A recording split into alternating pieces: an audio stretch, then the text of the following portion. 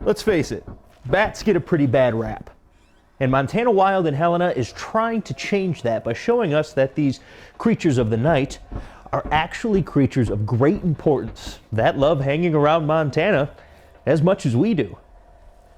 All 15 species that live here in Montana are insectivores. So here in Montana, they are just hugely beneficial to agriculture. One little brown bat can eat 1,000 mosquito-sized insects an hour. So we're all very grateful for that, right? Their work doesn't stop there.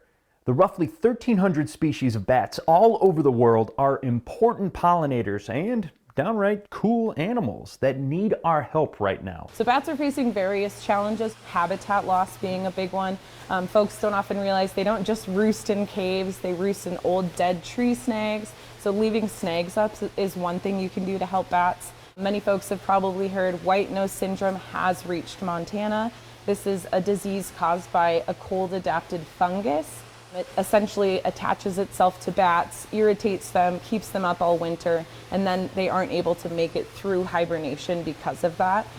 So being aware as you're moving around, if you're popping into any caves or things like that, it is something that we can be spreading. We can also stop spreading misinformation about these winged creatures, starting with their spooky association with, you know. The kids always want to talk about vampire bats. We don't have any here in Montana. They're one of these species that are in scary movies and storybooks and sort of get a bad rap in general. It's found that less than 1% of bats in the wild actually have rabies.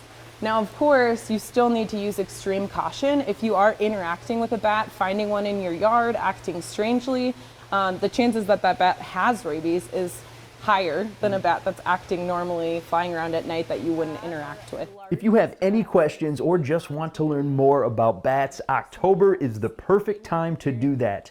And Montana Wild is the perfect place. Hanging here in Helena, Andy Curtis, MTN News.